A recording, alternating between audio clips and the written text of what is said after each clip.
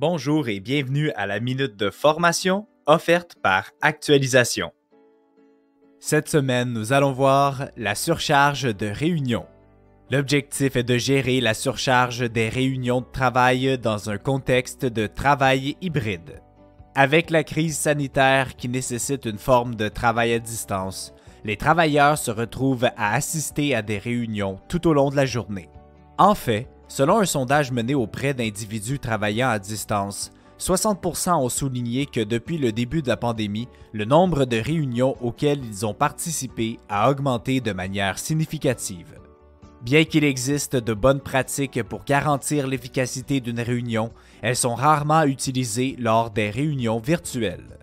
De plus, des études montrent que nous passons 5 fois plus de temps en réunion aujourd'hui qu'avant la pandémie.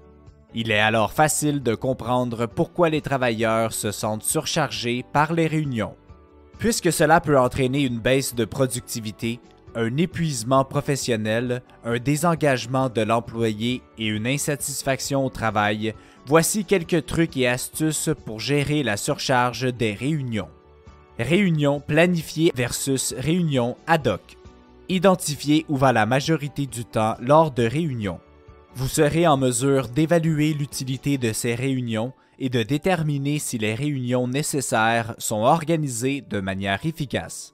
Repensez l'utilité d'une réunion si vous vous trouvez dans une de ces situations.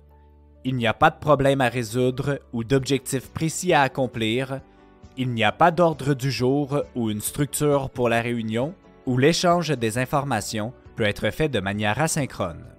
Qui devrait être présent? Après avoir réduit le nombre de réunions, il faut maintenant décider des employés qui doivent y participer. N'oubliez pas que les travailleurs prennent en moyenne 23 minutes et 15 secondes pour se remettre sur une tâche lorsqu'ils sont distraits. Le fait d'avoir trop de réunions ad hoc par jour peut causer une baisse de productivité. Les journées sans réunion.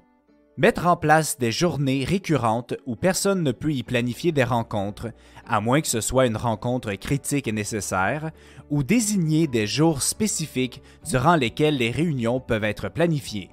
Cela réduira les interruptions et permettra à votre équipe de se concentrer sur les tâches à accomplir. Les espaces de travail collaboratifs.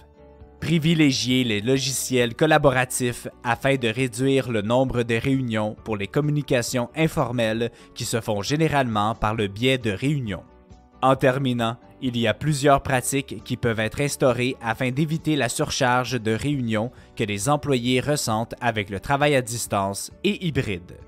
Il suffit de mettre en place celles qui conviennent le mieux à votre équipe et de veiller à ce que tous s'y tiennent. C'est ainsi que se termine la minute de formation de cette semaine. On se donne rendez-vous la semaine prochaine.